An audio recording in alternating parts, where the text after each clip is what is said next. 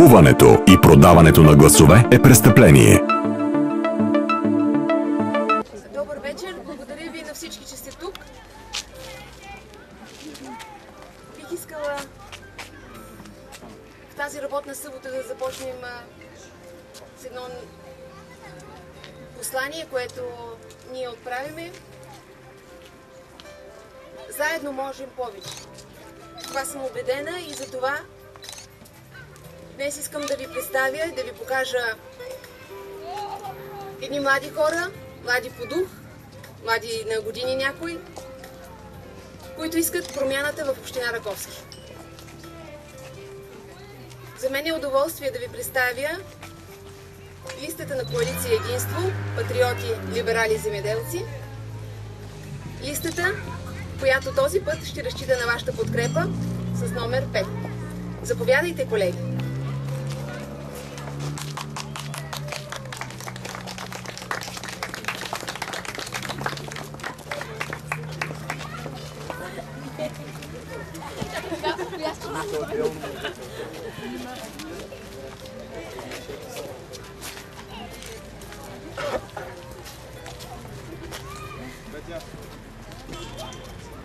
Разбира се, винаги има някои непреодолими препятствия, някои от нас от листата не са сред нас. Мисля, че няма нужда да ви представям всеки един от кандидатите за общински съветници. Всеки един от вас сигурно познава поне един, а може би и няколко хора. Ние сме едни обикновени хора, ние сме като вас, земеделци, застрахователни агенти, учители, юристи или просто човек, който има работата, която обича. Сигурна съм, че когато решите да гласувате за някой от нас, ще намерите кого да подкрепите. Сигурна съм, че ще има и хора, които не харесват някого от листата. Но ние за това сме заедно. За да може всеки един от нас да допълва листата с това, с което умее, с това, което може да върши или с това, което може да бъде полезен на обществото. Мисля, че няма нужда да ви представям господин Петър Карпаров, човек, който е бил кмет на общината, който знае и може да свърши неща, стига да му бъде дадена възможност. Моля ви, господин Карпаров, кажете, какво можем да свършим за тази община? Благодаря на Мария. Аз искам да кажа, че много се радвам, че успяхме да направим това, което сме в момента, да направим единствената коалиция, която има на територията на община Раковски. Идеята беше подкрепена от още 4 организации: земеделците, патриотите от ВМРО, Български демократичен център и НДСВ. Целта беше да няма разпиляване на гласове и освен двете леви и десни организации, които традиционно включват или вкарват съветници в Общинския съвет, да има и така наречения център. Да има хора, които ще защитават обикновения човек. Такива смятам, че сме всички ние, които сме тук. Между нас има представители, които могат с опит да покажат на новите лица как да работят за благото на всички хора от общината. Няколко от нас са били вече или в ръководството на общината, или общински съветници и смятам, че могат да предадат своя опит. А и предполагам, хората знаят, ние сме доказали какво сме свършили за това време.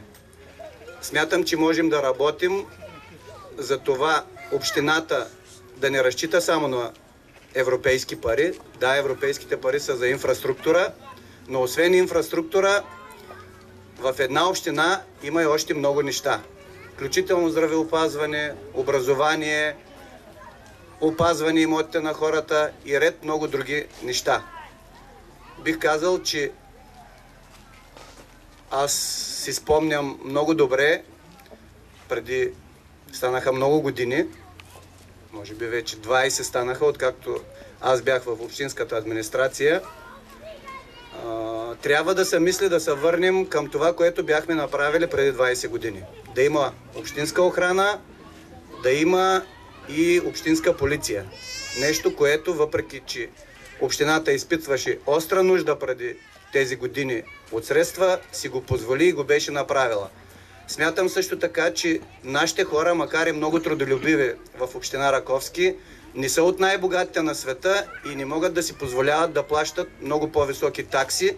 Вярно, сигурно не са най-големи таксите на нашата община, но това, което на мен ме направи впечатление е, че всички деца, които посещават детските градини, 5-6 годишните, за които държавата е осигурила някакво финансиране, за да могат те да посещават задължително детската градина, в нашата община с изненада установих, че таксата за тези деца е същата, както и за децата, които са до 5 годишна възраст. Тоест няма никаква разлика от това, че за едните общината дава, т.е. държавата дава пари, за другите не дава. За едните общината поема разхода, заедно с таксата, която осигуряват и плащат родителите, а за другите няма. Значи, аз мятам, че ние като евентуално бъдещи общински съветници можем да работим за това, поне да се върне старото правило, тези, които задължително трябва да ходят на детска градина, да плащат таксата на половина. Тъй като задължението на родителя е да прати детето си там по решение на държавата. Още повече, че в наредбата, която общината е приела, е записано, че всички, които са на полудневна градина, те не плащат нищо. Значи няма логика той, който е на целодневна, да плаща пълна такса. Той е бил до обяд все едно, заедно с другия и за тая половинка нищо не трябва да плаща. Има и ред други неща, за които не е тук момента да говорим. Те биха се случвали, ако голяма част от хората, които са тук, влезнат в бъдещия така наречен общински парламент. Смятаме, че можем да помогнем имаме идеи да помогнем най-вече на обикновения човек, на обикновените хора. Разбира се, няма да спъваме и бизнес.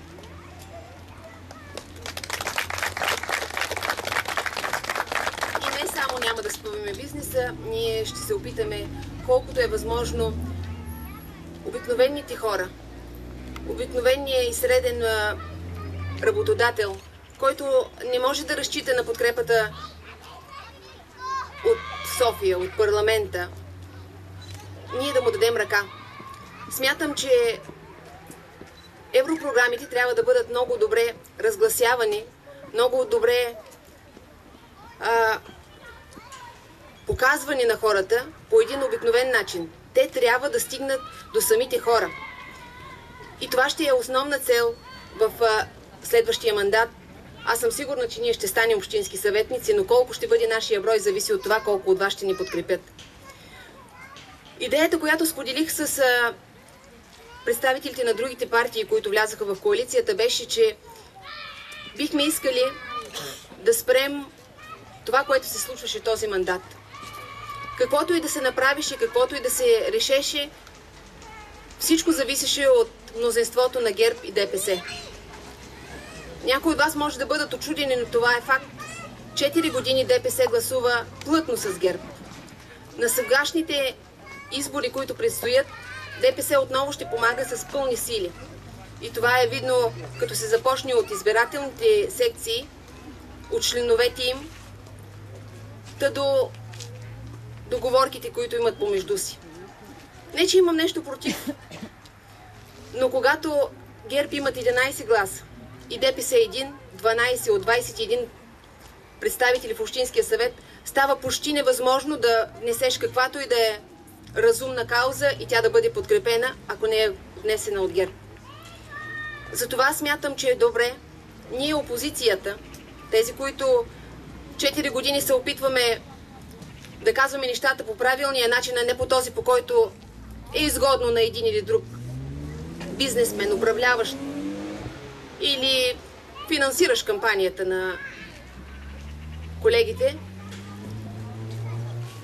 ние трябва да станем повече, за да може центъра, това, което ние сега градим, да стане истинската реална опозиция. Затова ви моля, подкрепете всеки един от нас по начин, по който на вас ви харесва.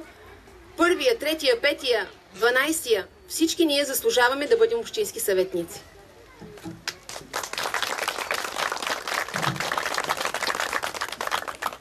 И още един човек има важен, на когото искам специално да обърна внимание. Това е кандидата ни за кмет на село Белозем. Николай Колев.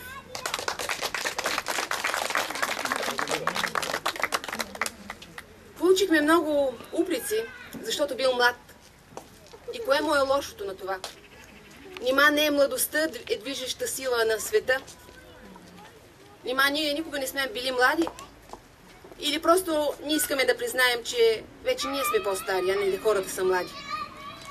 Колко млад е един 21 годишен човек, който има семейство, има работа,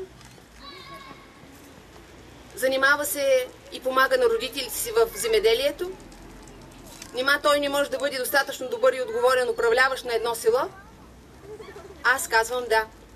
Аз смятам, че този човек би могъл да покаже как младите искат да изглежда нашето село, Белозем.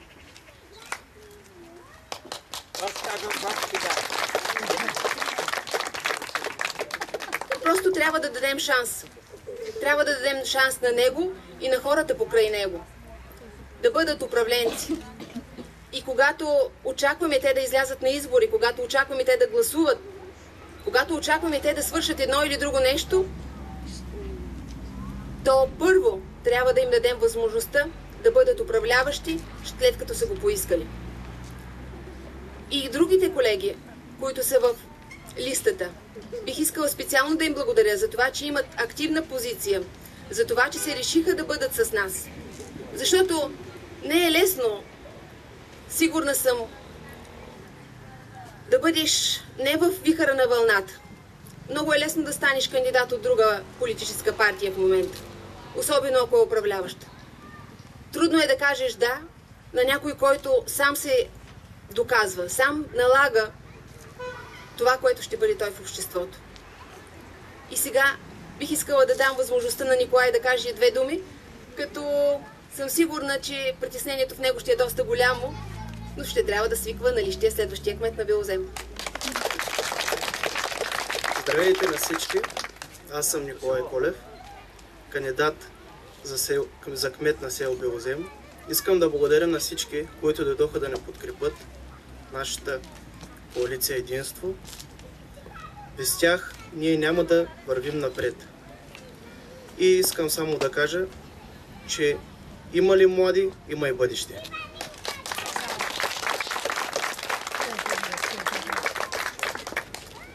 Сега ще ви поканя за пореден път да се почерпите и да ви благодаря още веднъж за това, че сте тук с нас.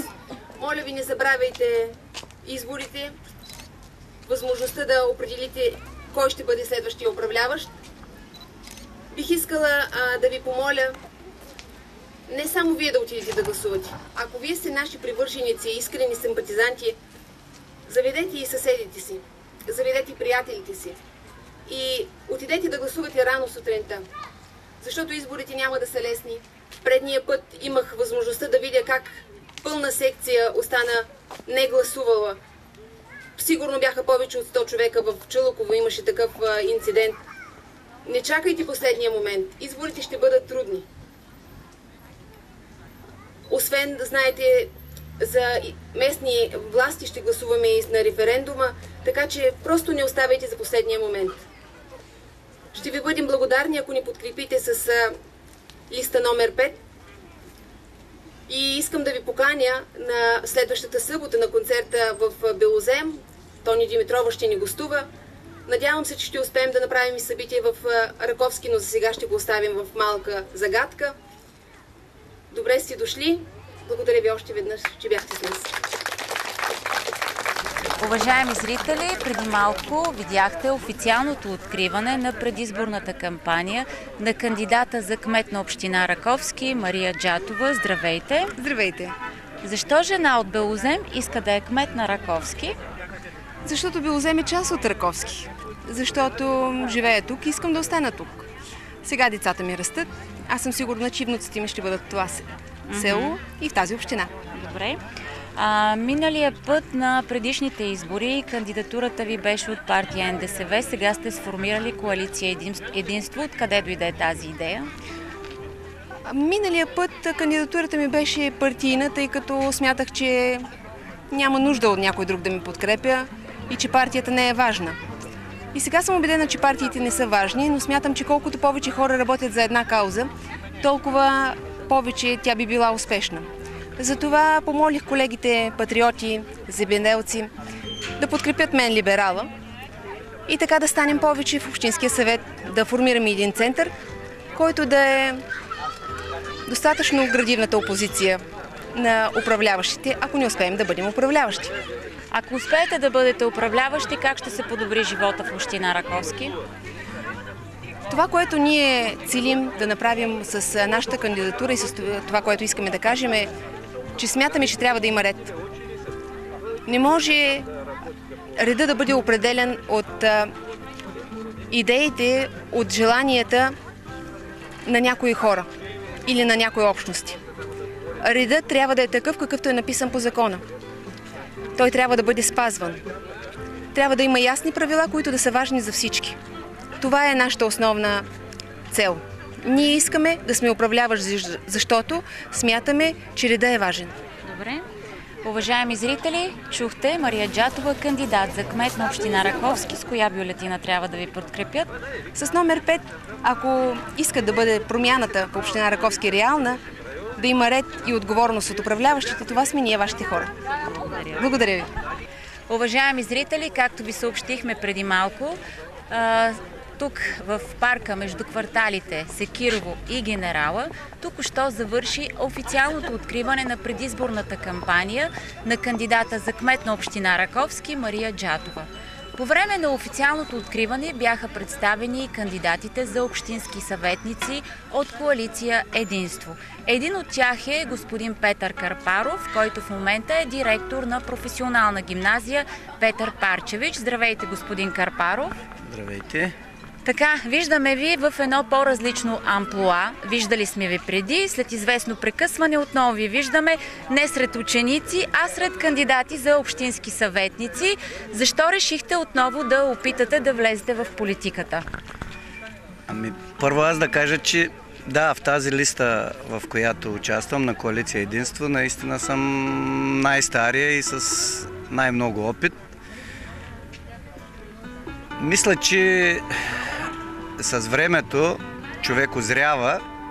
Аз бях кмет много отдавна, преди 20 и кусур години, на възраст, колкото може би тези всичките кандидат-съветници, които бяха тук. И може би тогава съм си представял по друг начин нещата. Сега вече от позиция на времето, от позиция на професионалния опит, който съм натрупал, нещата изглеждат действително по друг начин и смятам, че с това, което натрупах, мога да дам, макар и вече на по-голяма възраст, да дам и още нещо на нашата община. Аз не съм напускал, за разлика от много други наши съграждани, не съм напускал територията на общината, винаги съм работил в Раковски и смятам, че така ще остане и за в бъдеще. Но завръщайки се, аз не се завръщам да се боря така или да вкарвам политическия нюанс, колкото и всички да сме представители на някакви партии. Смятам, че местния парламент не е място за политически борби, а е място на идеи, които да се превърнат в реалност и да помогнат на хората, да улеснят хората, независимо от кой бранш са на нашата община. Смятам, че опита, който съм натрупал, може да помогне много. Добре. А с кой номер бюлетина трябва да ви подкрепят? Нека да кажем още веднъж. Значи бюлетината е номер 5 и хората няма да бъдат забравени, ако ние бъдем избрани. Може би много от тях не си спомнят времето, когато аз съм бил 2 мандата общински съветник и 1 мандат кмет. 8 години отсъствах, така да се каже, от това поприще, но и на представянето казах, че има много неща, които са направени тогава, по това време, началото на демокрацията, когато нямаше пари, когато не всичко беше пари, както е сега, и когато се сблъскваха идеите на демократичните сили и на тогава преди това управляваща Българска комунистическа партия. И бяха свършени много неща, за които в момента може хората да не си спомнят, но всъщност ние дадохме началото на това, което е развитието на община Раковски. Като започнем от връщането на всички конфискувани имоти, които бяха през годините блокирани на хората, било за магазини, било имоти, в които нямаха право да строят. Това сега се вижда в какво състояние е Раковски, колко много нови неща има направени. Дори ако вземем, макар че всеки едва ли не псува за тази прословута земеделска земя, но когато дойде лятото, всички са на опашката при арендаторите и отиват да си вземат рентата. Тази земя беше върната точно в мандата преди много години, а и не е място сега да изброявам всички неща и не би трябвало и да се връщаме на тях. Трябва да насочим усилията към нещо ново, с което може да помогнем за развитието на нашата община. Уважаеми зрители, разговаряхме с господин Петър Карпаров, кандидат за общински съветник от коалиция Единство. Подкрепата към него на местния вод на 25 октомври е номер 5 бюлетина. Благодаря. Благодаря и аз.